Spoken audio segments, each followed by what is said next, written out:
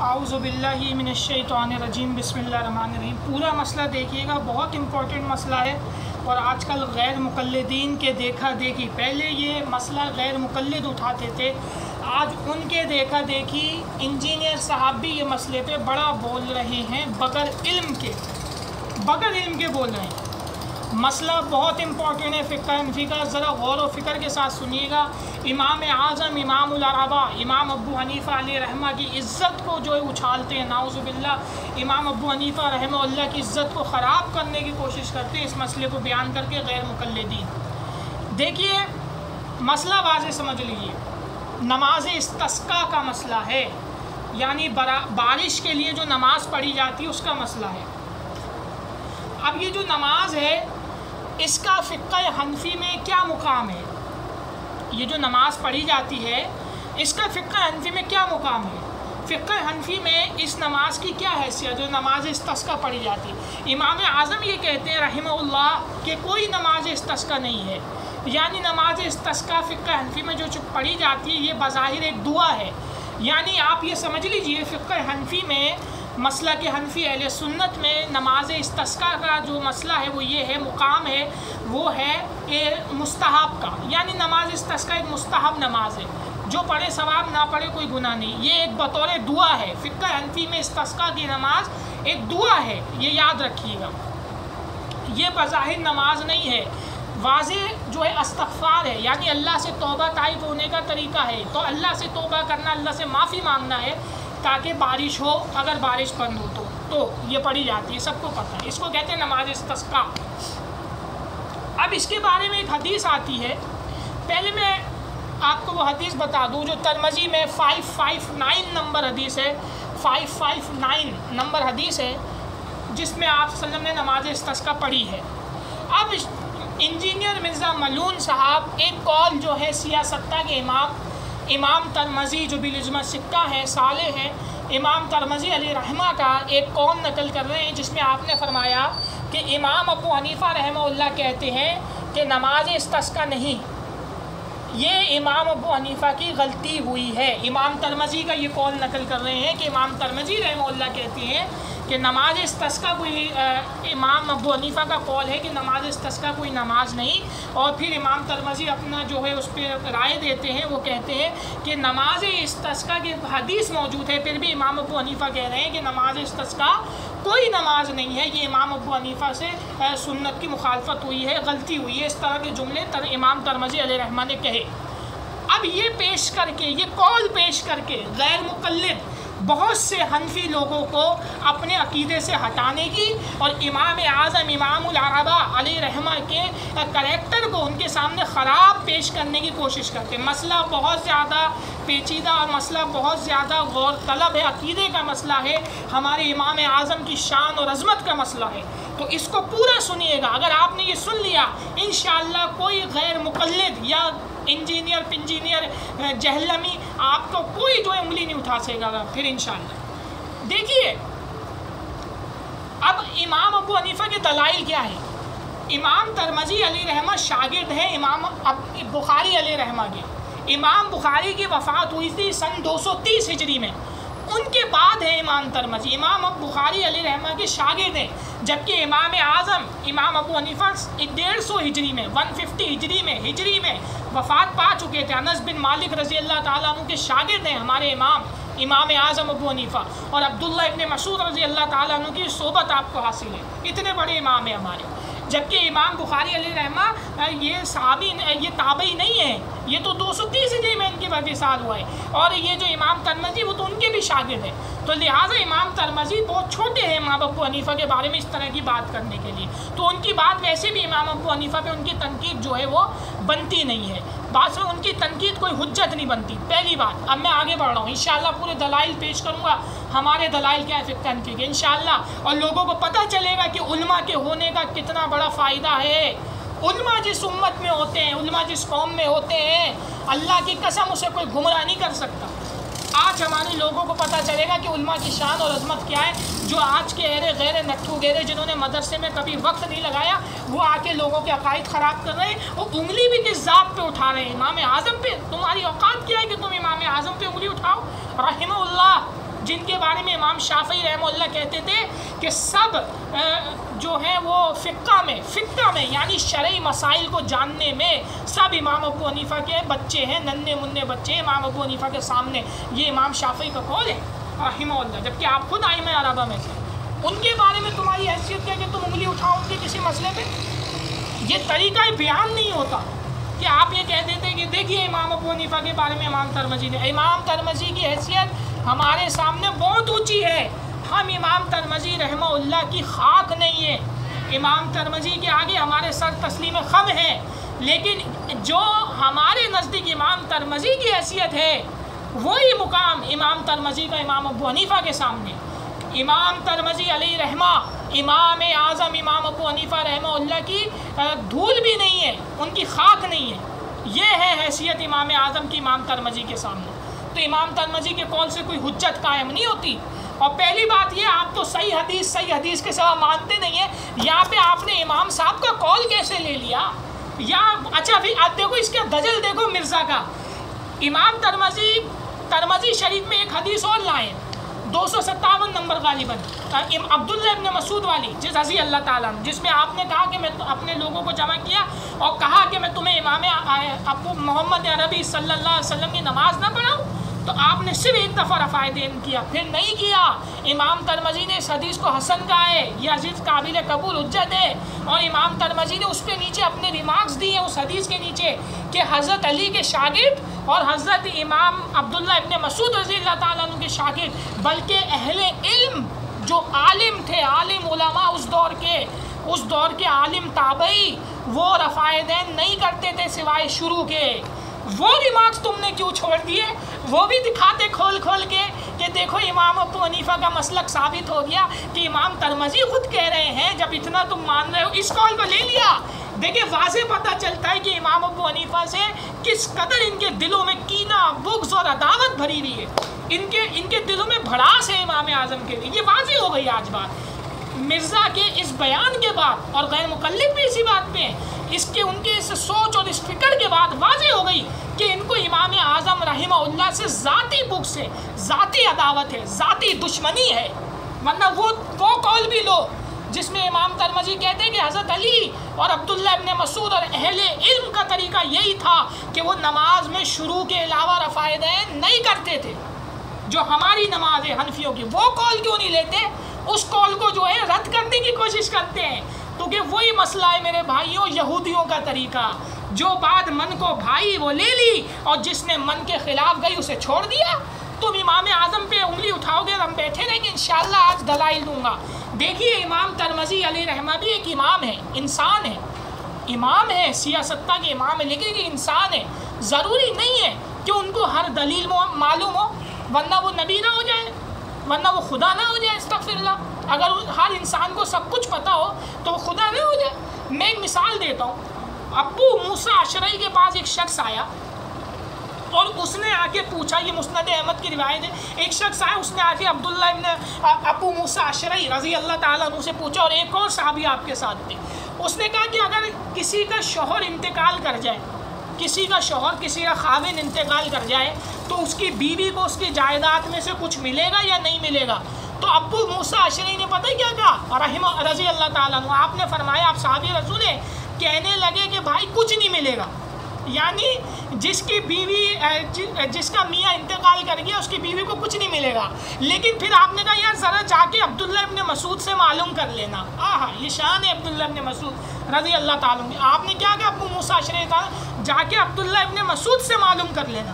تو وہ شخص عبداللہ ابن مسعود کے پاس گیا اور عبداللہ ابن مسعود سے یہی مسئلہ پوچھا اور بتایا کہ ابو موسیٰ اشعری رضی اللہ تعالیٰ عنہ نے تو مجھے یہ بتایا ہے کہ اگر کسی کا خاوند مر جائے تو اس کی بیوی کو کچھ نہیں ملتا اس کی جائیداد میں سے. تو عبداللہ ابن مسعود نے فرمایا اگر میں بھی وہی فتویٰ دوں جو ابو موسیٰ اشعری نے دیا تو میں تو گمراہ ہو جاؤں گا، میں تو دین پہ سے گمراہ ہو جاؤں گا. تو میں وہی فتویٰ دوں جو انہوں نے دیا ہے. ارے بھائی جس کا خاوند مر جائے اس کی بیوی کو اس کی جائیداد میں سے حصہ ملتا ہے. اب آپ یہ دیکھیے، جب ایک صحابی رسول، ان کو کل علم نہیں ہے، ان کو تمام چیزوں کا علم نہیں ہے، ان کو تمام چیزیں معلوم نہیں ہیں، تو پھر ان کے بعد آنے والے لوگوں کو کیسے سب کچھ معلوم ہو سکتا ہے؟ تو بتانے کا مقصد صرف اتنا ہے کہ امام ترمذی رحمہ اللہ بھی ایک انسان ہے. ان کو امام ابو حنیفہ کی دلیل نہیں پتہ تھی. اس کی وجہ یہ ہے کہ انہوں نے امام ابو حنیفہ کا زمانہ نہیں پایا. امام ترمذی تو بہت بات کے ہیں، امام ابو حنیفہ تو پہلے ہی وفات پا چکے تھے، بہت پہلے کے ہیں آپ امام ابو حنیفہ علیہ رحمہ. عبداللہ ابن مبارک رحمہ اللہ بھی آپ کے شاگرد ہیں امام ابو حنیفہ کے. اندازہ لگائیے اس بات کا، اندازہ لگائیے. اور امام مالک کہتے تھے، یہ بات تاریخ ائمہ اربعہ میں لکھی ہوئی ہے، امام مالک رحمہ اللہ کہتے تھے، اور امام جلال الدین سیوطی نے جو فضائل امام اعظم پہ پوری کتاب لکھی نا، مناقب امام ابو حنیفہ، اس میں بھی یہ بات موجود ہے، امام سیوطی رحمہ اللہ کی مستند کتاب، کہ امام مالک رحمہ اللہ سے ایک دفعہ امام ابو حنیفہ ملنے آئے. شروع کا واقعہ سب کو پتہ ہے کیا بات ہے، میں آخری کی طرف آ رہا ہوں. جب وہ خیمے سے باہر نکلے نا، وہ اپنے ساتھ ذرا تنہائی میں لے کے ان سے گفتگو فرما رہے تھے.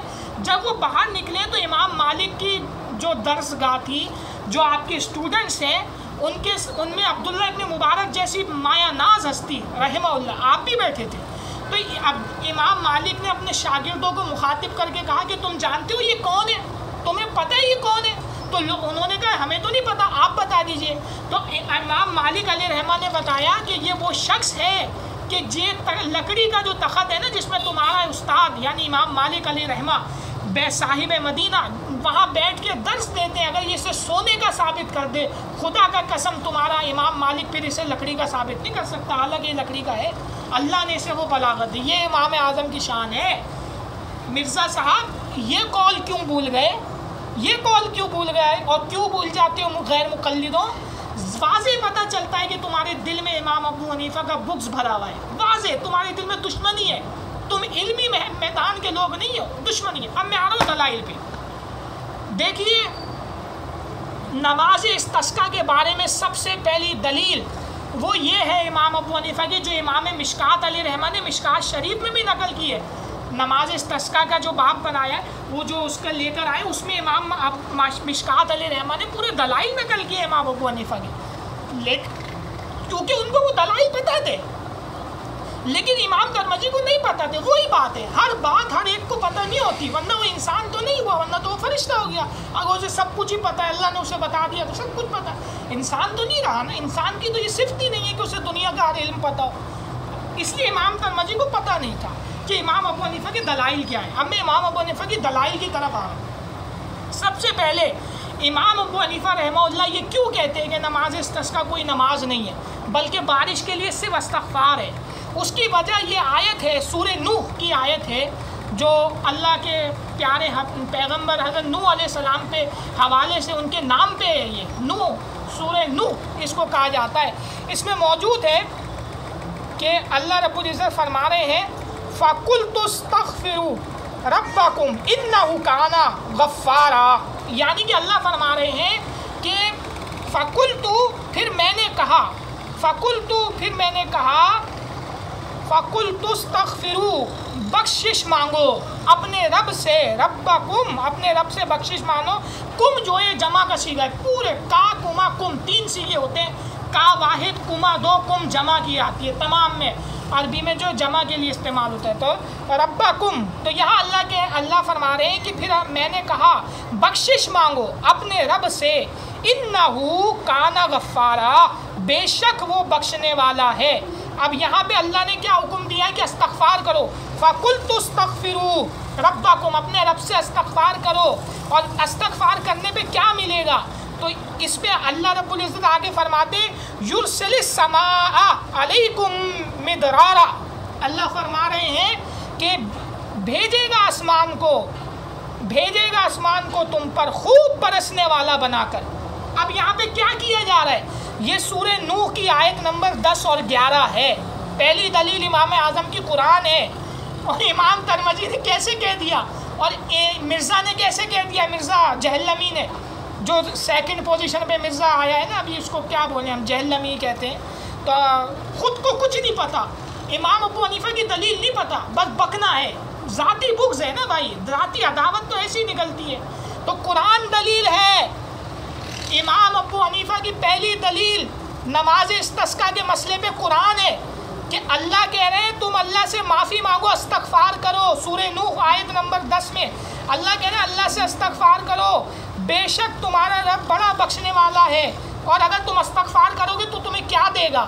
تو اللہ کہہ رہے ہیں کہ ہم تم پہ برسا دیں گے آسمان کو، یعنی تمہیں بارش عطا کریں گے۔ یہ سورہ نوح آیت نمبر 10 اور 11 کا ترجمہ ہے۔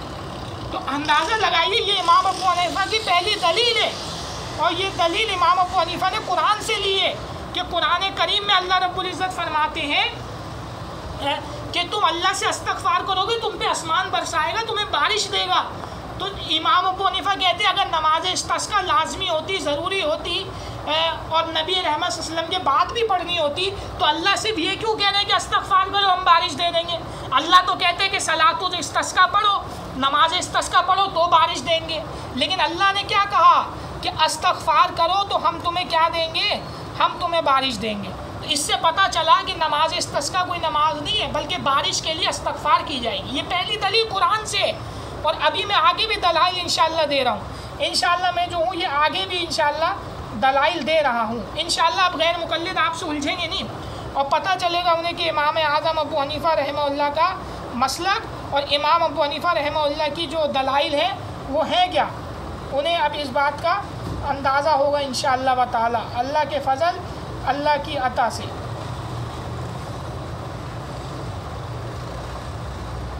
اس کے علاوہ مشکات شریف میں یہ حدیث ہے کتاب الکرامات میں، کتاب الکرامات میں مشکات شریف کے اندر یہ حدیث موجود ہے۔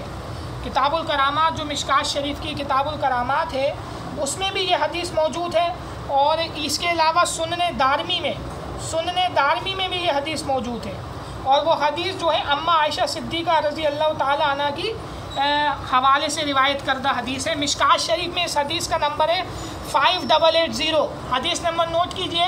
مشکات شریف یہ امام اعظم کی دوسری دلیل دے رہا ہوں، پہلی دلیل قرآن سے دی ہے جو امام ابو حنیفہ کا طریقہ ہے، قرآن حدیث پھر اجماع، قرآن حدیث صحابہ کا عمل اجماع وغیرہ جو ساری چیزیں آتی ہیں سلسلے وار وہ تمام۔ تو اس کے حوالے سے سب سے پہلی دلیل قرآن سے دی کہ نماز استسقا بس ظاہری نماز نہیں بلکہ بارش کے لیے استغفار کی جائے گی جو اللہ کا حکم ہے، تو استغفار کرنے کا حکم خود اللہ نے دیا ہے۔ یہ امام ابو حنیفہ کی پہلی دلیل ہے۔ دوسری دلیل حدیث شریف ہے، مشکات شریف میں حدیث نمبر ہے 5880، اور سنن دارمی میں اس کا نمبر ہے 92، سنن دارمی میں حدیث نمبر 92 اور مشکات شریف میں 5880۔ اس میں موجود ہے کہ صحابہ اکرام رضی اللہ تعالیٰ عنہ جو ہے اماں عائشہ صدیقہ کے پاس آئے جب مدینے میں قحط پڑ گیا تھا، مدینے میں قحط پڑ گیا تھا، تو حضرت عائشہ صدیقہ رضی اللہ عنہ کے پاس صحابہ اکرام رضی اللہ عنہ آئے اور اپنی مصیبت اور پریشانیوں کا ذکر کیا تاکہ وہ بارش کی دعا کریں اور کوئی تدبیر بتائیں۔ تو حضرت اماں عائشہ صدیقہ نے کہا ایسا کرو کہ تم نبی رحمت صلی اللہ علیہ وسلم کی قبر مبارک پر رجوع کرو، حضور کی قبر پہ بھیجا، رجوع کرو، اور حجرے کی چھت میں سے کچھ سوراخ آسمان کی طرف اس طرح کھولو کہ قبر شریف اور آسمان کے درمیان چھت حائل نہ رہے، یعنی کوئی چیز حائل نہ رہے۔ چنانچہ لوگوں نے حضرت عائشہ رضی اللہ تعالی عنہ کے کہنے کے مطابق عمل کیا، اور پھر جو بارش ہوئی ہے تو ہر چارہ بھی اتنا نکلا کہ خوب کھا کھا کر اونٹ فربا ہو گئے، یہاں تک کہ چربی کی زیادتی سے ان کی کوکیں پھول گئیں، اور اس سال کا نام ہی فتق کا سال پڑ گیا، یعنی پھٹنے والا سال۔ جانور اتنے کھا پی کے ہو گئے، بھر گئے کہ ایسا لگتا تھا پھٹ جائیں گے، اتنے فربا ہو گئے جاندار۔ تو یہ حدیث مشکات شریف 5880 ہے، اور سنن دارمی میں حدیث نمبر 92 ہے۔ اور اس حدیث میں آپ یہ دیکھیے، یہ امام ابو حنیفہ کی دلیل حدیث سے دے رہا ہوں، امام پہلے قرآن سے دی اب حدیث۔ امام ابو حنیفہ فرماتے ہیں کہ اماں عائشہ صدیقہ کے پاس لوگ آئے، اور اماں عائشہ صدیقہ رضی اللہ تعالی عنہا جو ہیں ان سے کہا کہ بارش کے لیے دعا کر دیں۔ یہ کیوں نہیں کہا کہ نماز استسقا کا بول دیں علماء کو کہ نماز استسقا پڑھائیں، وہ نہیں پڑھا رہے؟ یا اماں عائشہ نے ان کو حکم کیوں نہیں دیا کہ جاؤ بھائی نماز استسقا پڑھو، نبی کی سنت ہے، خود بخود ہی بارش ہو جائے گی؟ تو امام اعظم رحمہ اللہ کہتے ہیں اگر نماز استسقا کوئی نماز ہوتی تو اماں عائشہ حضور کے روزے پہ نہیں بھیجتی کہ چھت بنا کر چھت میں سوراخ کر دو، کھڑکی بنا دو اور اس بادل دیکھیں گے تو خود برسیں گے، بلکہ کہتی حضور کی سنت پہ عمل کرو، نماز استسقا پڑھو۔ بھائی سنت پہ عمل کرنے کا موقع مل گیا، پڑھو، کیوں جانے دے رہے ہو، سنت کو چھوڑ رہے ہو؟ اس سے پتہ چلتا ہے امام اعظم رحمہ اللہ کہتے ہیں مرزا صاحب کبھی ہماری دلائل بھی سنیے، پتہ چلے گا پھر دودھ کا دودھ پانی کا پانی۔ تو امام ابو حنیفہ رحمہ اللہ کہتے ہیں کہ لوگ امام اماں عائشہ صدیقہ رضی اللہ تعالیٰ عنہ کے پاس آئے اور آ کر اماں عائشہ صدیقہ سے کہا کہ آپ جو ہیں ہمارے لیے دعا کر دیں، یہ بارش ہو جائے۔ تو اماں عائشہ نے یہ نہیں کہا کہ بھئی جا کے نماز استسقاء پڑھو، جس سے پتہ چلتا ہے کہ نماز استسقاء کوئی لازمی ضروری نماز نہیں ہے بارش کے لیے، اور نماز استسقاء نبی کی سنت نہیں ہے۔ ورنہ اماں عائشہ یہ نہیں کہتی کہ حضور کے روزے پہ جاؤ اور کھڑکی بنا دو، بلکہ یہ کہتی جاؤ سنت پہ عمل کرنے کا موقع مل گیا، کیوں ہاتھ سے جانے دے رہو، عمل کرو، سنت نماز استسقاء پڑھ لو۔ لیکن اماں عائشہ نے یہ نہیں کہا۔ اس سے امام اعظم کہتے ہیں دو مسئلے پتہ چلتے ہیں، ایک تو یہ کہ نماز استسقاء دعا ہے، نماز استسقاء نماز نہیں۔ دوسرا یہ کہ اگر نماز استسقاء نبی رحمت نے پڑھی بھی ہے تو وہ حضور کے ساتھ خاص تھا۔ اور تیسرا یہ مسئلہ پتہ چلتا ہے کہ نبی رحمت کی وصال مبارک کے بعد، آپ کے پردہ فرمانے کے بعد، دنیا سے رخصت ہونے کے بعد، آپ کے ظاہری طور پہ ویسے تو آپ حیات ہیں، انبیاء حیا فی القبور یصلون، واضح حدیث ہے مسند ابو یعلا میں، اور یہ شیخ البانی نے اس حدیث کو صحیح کہا ہے، سلسلہ صحیحہ میں نقل کیا، ٹھیک ہے، یہ پہلے بھی بتا چکا ہوں، پھر بتا دیا۔ تو اب بات کہنے کی یہ اماں عائشہ صدیقہ تعالیٰ عنہ نے فرمایا کہ جاؤ جا کے حضور کی کھڑکی بنا دو، وہاں بھی حضور سے رجوع کروایا۔ عطر مبارک بھی بڑی برکت رکھتی ہے آقا کی، مدینے میں کچھ بات ایسی ہے۔ تو اب بات صلی اللہ علیہ وسلم، اب بات کہنے کی یہ ہے کہ اماں عائشہ صدیقہ نے یہ نہیں کہا نماز استسقاء پڑھو بھائی، سنت پہ عمل کرنے کا موقع مل گیا جاؤ پڑھ لو، یہ نہیں کہا۔ تو امام اعظم کہتے ہیں اس سے تین مسئلے پتہ چلے، ایک تو یہ نماز استسقاء کوئی نماز نہیں ہے، دوسری دلیل پتہ چلی کہ اگر نماز استسقاء نبی رحمت نے پڑھی ہے تو وہ حضور کے ساتھ خاص تھا، جیسے نبی رحمت کبھی کبھی آنکھ بھی لگ جاتی تھی، سو جاتے تھے تو اٹھ کے فجر کی نماز پڑھ لیتے تھے بغیر وضو کیے، کیونکہ نبی کی جب نبی سوتا ہے تو اس کا دل جاگتا ہے تو اس کا وضو نہیں ٹوٹتا، تو یہ حضور کے ساتھ خاص تھا، صحابہ نے اس پہ عمل نہیں کیا تو حضور کے بعد۔ اب بات کہنے کی ہے تیسرا یہ پتہ چلا کہ اگر حضور کے دور میں تھا بھی تو حضور کے وصال بابرکت کے بعد یہ جو استسقاء کا حکم تھا یہ ترک ہو گیا، یہ ختم ہو گیا۔ امام اعظم کہتے ہیں ورنہ اماں عائشہ ان کو نماز استسقاء کا حکم دیتی، کیوں نہیں دیا؟ تو یہ دو دلائل امام ابو حنیفہ کی کہ نماز استسقاء صرف استغفار ہے، قرآن سے بتایا، حدیث سے بتایا۔ تیسری دلیل جو امام مشکات نے بھی دی ہے استسقاء والے باب میں، تو امام مشکات رحمہ اللہ نے بھی دی ہے، یہ امام ابو حنیفہ کی دلیل ہے۔ امام ابو حنیفہ کہتے ہیں کہ اگر نماز استسقاء کوئی نماز ہوتی تو سب سے پہلے چاروں خلفائے راشدین کی یہ شان نہیں ہے کہ وہ نبی کی ایسی سنت کو ترک کر دیں جس کو نبی بہت پسند کرتے تھے۔ کیوں امام ابو حنیفہ یہ کہتے ہیں؟ اس کی دلیل یہ مرزا صاحب کچھ پڑھ کے آئے کرو، فقہ انفی میں بڑا دم ہے، امام اعظم کا فقہ ہے، کوئی عام مسئلہ نہیں ہے۔ تو اب بات کہنے کی یہ ہے، امام ابو حنیفہ رحمہ اللہ کہتے ہیں کہ اگر نماز استسقاء نماز ہوتی تو چاروں خلفائے راشدین کی یہ شان نہیں ہے کہ وہ حضور کی کسی سنت کو چھوڑ دیں، ٹھیک ہے؟ کیونکہ نبی رحمت صلی اللہ علیہ وسلم کی اس دنیا سے پردہ فرمانے کے بعد حضرت ابو بکر صدیق نے اپنے دور میں ایک دفعہ بھی نماز استسقاء نہیں پڑھائی، بلکہ صرف استغفار کی۔ حضرت عمر فاروق کے دور میں سخت قحط پڑا تھا، لیکن آپ نے بھی نماز استسقاء کا حکم نہیں دیا۔ حضرت عثمان نے نماز استسقاء کا حکم نہیں دیا۔ حضرت علی رضی اللہ تعالیٰ عنہ نے بھی کبھی نماز استسقاء کا حکم نہیں دیا۔ اگر نماز استسقاء کوئی نماز ہوتی تو چاروں خلفائے راشدین اس نبی کی سنت کو کیوں چھوڑتے؟ یہ ہے امام ابو حنیفہ کی بلاغت۔ امام اعظم پہ فتویٰ لگا رہے ہیں کہ بھائی سنت کے مخالف کر دیا، تو پھر یہ فتویٰ ابو بکر رضی اللہ تعالیٰ عنہ خلیفہ بلا فضل بالتحقیق پہ، خلیفہ اول پہ ابو بکر جو علی کے امام ہیں، عمر کے امام ہیں، عثمان کے امام ہیں، ثانی اسنین فی الغار ہیں، حضور کے ساتھی ہیں، حضور کے یار ہیں۔ حضور نے کسی کے لیے یہ جملے نہیں کہے، لیکن ابو بکر صدیق کا ہاتھ پکڑا تھا اور کھڑے ہو کے کہا تھا یہ میرا یار ہے، میرا دوست ہے، اس کو میرے لیے چھوڑ دو، تمہیں اس کا مقام نہیں پتہ کیا ہے۔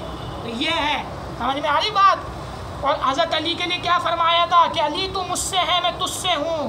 عمر کے لیے کیا فرمایا تھا رضی اللہ تعالیٰ عنہ، جہاں سے گزرتا ہے شیطان راستہ بدل دیتا ہے۔ عثمان رضی اللہ تعالیٰ عنہ نے کیا فرمایا تھا کہ عثمان سے تو فرشتے بھی حیا کرتے ہیں، تو وہ کبھی سنت چھوڑ سکتے ہیں نبی کی جن سے فرشتے حیا کر رہے ہیں؟ حضور تک اپنا کپڑا ایسے کر لیتے تھے جب عثمان آتے تھے۔ یہ عظمت، یہ پاک ہستی حضرت عثمان غنی رضی اللہ تعالیٰ، طہارت کا پیکر، طہارت کا منبع، ہاں سبحان اللہ۔ تو اب بات کہنے کی یہ، امام اعظم یہ کہتے ہیں کہ ابو بکر صدیق نے کبھی نماز استسقاء نہیں پڑھائی، حضرت عمر نے کبھی نہیں پڑھائی، حضرت عثمان نے کبھی نہیں پڑھائی، حضرت علی رضی اللہ تعالیٰ عنہ نے کبھی نہیں پڑھائی، کبھی نہیں پڑھائی۔ اگر نماز استسقا کوئی نماز ہوتی تو چاروں خلفائے راشدین کی یہ شان نہیں ہے کہ وہ حضور کی سنت کو چھوڑتے، بلکہ حکم دیتے، ان کو تو موقع چاہیے تھا چلو حضور کی سنت پہ عمل، کبھی نہیں پڑھائی۔ جس سے پتہ چلتا ہے امام اعظم یہ کہتے ہیں کہ نماز استسقا جو حضور نے پڑھی تھی اپنے دور میں وہ حضور کے ساتھ خاص تھی، اور حضور کے بعد وہ نہ سنت جو ہے ترک ہو گئی، ورنہ چاروں خلفائے راشدین پہ بھی اس پہ عمل کرتے۔ تو اب مرزا صاحب اور غیر مقلد جو فتویٰ امام ابو حنیفہ پہ لگاتے ہیں نا رحمہ اللہ، وہی فتویٰ لگائیے امام حضرت ابو بکر صدیق پہ سنت کے مخالف، استغفر اللہ، خود ہی دوزخی ہو جاؤ گے۔ وہی فتویٰ لگاؤ عمر فاروق پہ جو امام ابو حنیفہ پہ لگاتے استسقا کے مسئلے میں، وہی لگاؤ عثمان رضی اللہ تعالیٰ عنہ پہ، وہی لگاؤ حضرت علی کرم اللہ وجہہ کریم رضی اللہ تعالیٰ عنہ پر، لگاؤ گے یہ فتویٰ چاروں خلفائے راشدین پہ، تو یہی امام ابو حنیفہ کے پکے دلائل ہیں جس کے آگے وہ تمام ائمہ ثلاثہ نہیں ٹک سکے، ان کی کیا حیثیت ہے؟ یہ امام ابو حنیفہ کے۔ اور اس کے بعد ایک اور حدیث بھی ہے کہ امام حسن رضی اللہ تعالیٰ عنہ جن کے بارے میں حضور نے فرمایا تھا کہ یہ تو میرا بیٹا ہے، حضور پاک نے فرمایا تھا حسن میرا بیٹا ہے اور میری جنت کا پھول ہے، میرا پھول ہے۔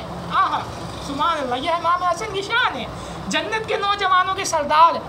امام حسن رضی اللہ تعالیٰ عنہ کے پاس جب بھی کوئی آتا تھا کہ حضرت بارش کے لیے جو ہے دعا کرے، تو آپ نے یہ نہیں کہا چلو موقع مل گیا حضور کی سنت ادا کرتے، میں اپنی نانا جان کی سنت ادا کرتا ہوں، استسقا پڑھاتا ہوں، کبھی یہ نہیں کہا۔ آپ نے کہا استغفار کرو۔ سنو غیر مقلدو، امام حسن نے فرمایا کہ استغفار کرو بارش کے لیے، اولاد کے لیے، اللہ سب کچھ دے گا۔ تو آپ کے برابر میں آپ کے خادم بیٹھے تو انہیں کہا آپ جو بھی آتے ہیں آپ یہی کہتے ہیں بارش کے لیے استغفار کرو گا۔ تو امام حسن نے یہی آیت پیش کی تھی سورہ نوح کی، آیت نمبر 10 11 12، یہی پیش کی تھی سورہ نوح کی آیت نمبر 10 11 12 کہ بھائی میں تھوڑی کہتا ہوں، یہ فتویٰ تو اللہ نے قرآن میں دیا ہے کہ بارش بھی دیں گے، رحمتیں بھی دیں گے، نعمتیں بھی دیں گے، اولاد بھی دیں گے، تم استغفار کرو۔ تو یہی دلیل جو امام حسن نے پکڑی تھی وہی دلیل ان کے فیض سے امام اعظم امام ابو حنیفہ نے پکڑی ہے رحمہ اللہ، کہ اسی لیے امام ابو حنیفہ کہتے ہیں کہ نماز استسقا صرف دعا ہے، ورنہ اماں عائشہ بھی استسقا کا حکم دیتی حضور کے بعد، مگر نہیں دیا۔ پتہ چلا نماز استسقا صرف استغفار ہے۔ قرآن میں اللہ نے نماز استسقا کو صلاۃ نہیں کہا، بلکہ کہا توبہ استغفار کرو، بس بارش کے لیے صلاۃ کا حکم نہیں دیا۔ اللہ نے حکم دیا بارش کے لیے، قرآن کریم میں کیا حکم دیا کہ صرف استغفار کرو۔ یہ دلیل دوسری۔ تیسری دلیل، چاروں خلفائے راشدین میں سے کسی نے کبھی نہیں پڑھی۔ امام حسن نے کبھی نماز استسقا نبی رحمت صلی اللہ علیہ وسلم کے وصال بابرکت کے بعد نہیں پڑھی، نہ پڑھائی، جبکہ آپ خلیفہ بنے آپ نے نہیں پڑھائی کبھی، اور اس سے پہلے بھی کتنی دفعہ قحط آیا آپ کے دور میں جب دوسرے خلیفہ میں تھے، تب بھی آپ نے کبھی نہیں پڑھی، نہ حکم دیا بلکہ استغفار کا حکم دیا۔ تو جو فتویٰ تم غیر مقلد امام ابو حنیفہ پہ لگا رہے ہو نا، اور جو فتویٰ امام ترمذی کا تم ٹھوک رہے ہو، جبکہ امام ترمذی کی امام ابو حنیفہ کے سامنے کوئی حیثیت نہیں ہے پھر بھی، اور تم تو کچھ بھی نہیں ہو، کیا پدی کا شعلہ۔ تو خیر بات کہنے کی یہ ہے کہ تم جو یہ باتیں کر رہے ہو نا، جو فتویٰ امام ابو حنیفہ پہ لگا رہے ہو سنت کے مخالف، اب لگاؤ یہی فتویٰ قرآن پاک پہ، استغفر اللہ، تو کہ اللہ حکم دے رہے ہیں استغفار کا۔ بھائی امام اعظم کوئی بات جو ہے نا ایسی نہیں چھوڑتے ہیں، وہ امام اعظم ایسی نہیں ہے۔ غنیت الطالبین اٹھاؤ، غنیت الطالبین میں پیران پیر شیخ عبد القادر جیلانی محبوب سبحانی علیہ رحمہ، جو امام احمد بن حنبل کے مقلد ہیں، آپ نے جگہ جگہ کہا ہے ہمارے امام امام احمد بن حنبل، لیکن جب آپ نے چاروں ائمہ کے مسلک کا ذکر کیا تو امام اعظم صرف امام ابو حنیفہ کو کہا ہے، اپنے امام کو بھی امام اعظم نہیں کہا، امام ابو حنیفہ کو امام اعظم کہا ہے، ایسے کہہ دیا انہوں نے امام اعظم۔ کوئی بلاغت ہے جبھی تو کہا ہے، کوئی حیثیت ہے علم کے میدان میں جبھی تو کہا ہے، ایسی تھوڑی کہہ دیا تمام کے مقابلے میں امام اعظم امام ابو حنیفہ کو۔ تو غنیت الطالبین شیخ عبد القادر جیلانی نے آپ کو امام اعظم کہا ہے، حضور والا ایسے کہہ دیں گے کیا؟ تو امام ترمذی کی حیثیت کیا ہے ان کے آگے؟ تو بات کہنے کی یہ ہے۔ دوسری بات یہ ہے حضور والا، یہ میں نے آپ کو دلائل بتا دیے فقہ اندی، کتنے مضبوط دلائل ہے کہ نماز استسقا کوئی نماز نہیں ہے۔ سب سے پہلے حضرت عائشہ کی حدیث، دوسری بات چاروں خلفائے راشدین کا عمل، امام حسن کا عمل اور امام حسن کا قول کہ استغفار کرو بارش کے لیے، ٹھیک ہے۔ تو یہ واضح روایات ہمارے پاس موجود ہیں، واضح روایات ہیں، پھر بھی یہ ایسے کہتے ہیں کیونکہ ان کو دوسرا رخ نہیں پتہ ہوتا کہ امام ابو حنیفہ کے مسلک کی دلیل کیا ہے، امام ابو حنیفہ کی جو ہے حجت کیا ہے ان کے پاس۔ تو امام ابو حنیفہ کہتے ہیں کہ بھائی چاروں خلفائے راشدین نے کبھی نہیں پڑھی تو یہ کیسے سنت ہو گئی، کیونکہ یہ تو ان کی شان ہی نہیں ہے کہ حضور کی سنت کو چھوڑ دیں۔ ایسا ہو سکتا ہے کہ ابھی علی سنت کو چھوڑیں گے، عمر چھوڑیں گے، عثمان چھوڑیں گے، ابو بکر چھوڑیں گے، امام حسن حسین چھوڑیں گے؟ کبھی سوچ بھی سکتے ہیں. تو اب ہم غیر مقلدوں کو یہ کہتے ہیں. یہ تھا علمی جواب. اب آئیے ذرا جو ہے کیا ہے متکلم جواب. تو وہ الزامی جواب جسے کہتے ہیں وہ یہ ہے حضور والا کہ اگر جو فتویٰ آپ امام ابو حنیفہ پہ لگا رہے ہیں تو یہی فتویٰ بھی چاروں خلفۂ راشدین پہ لگائیے. حضرت ابو بکر صدیق، حضرت عمر فاروق، عثمان غنی، علی المرتضیٰ. یہی فتویٰ امام حسن امام حسین پہ بھی لگا کیونکہ انہوں نے بھی حضور کے بعد کبھی نماز استسقاء نہیں پڑھی. تو اب کیا کہیں گے؟ تو یہ دلائل امام اعظم کے کہ نماز استسقاء اس سے پتہ چلتا ہے چاروں خلفۂ راشدین کے عمل سے کہ انہوں نے کبھی نہیں پڑھی، اور اماں عائشہ کے فرمان سے اور امام حسن کے فرمان سے کہ نماز استسقاء بظاہر کوئی نماز نہیں، اور اگر حضور نے پڑھی ہے حدیثوں میں جو حضور کے ساتھ خاص تھا جب تک حضور تھے. اگر یہ حکم عام ہوتا سب کے لیے ہوتا تو سب سے پہلے اس پہ عمل خلفۂ راشدین کرتے. انہوں نے نہیں کیا، اس لیے اس سے پتہ چلا کہ یہ حضور کے ساتھ خاص تھا، اور اگر حکم بھی تھا تو حضور کی حیات تک تھا، ظاہری جو دنیا میں تھی اس کے اعتبار سے تھا. جب آپ نے پردہ فرما دیا تو یہ حکم بھی ترک ہو گیا. یہ واضح ہو گئی بات ان دلائل کی روشنی میں. یہ امام ابو حنیفہ کے دلائل ہیں. مرزا صاحب فتویٰ لگانے سے پہلے سوچا کرو کہ بات بڑی دور تک جائے گی. اب آخری میں ذرا ایک بات آپ کو کر دوں کہ امام اعظم ابو حنیفہ کا مقام کیا ہے. یہ میرے پاس کتاب ہے اخبار ابی حنیفہ اصحاب ہی، اخبار ابی حنیفہ اصحاب ہی. اور اس کے علاوہ یہ کتاب جو ہے صفحہ نمبر اس کا 65 ہے.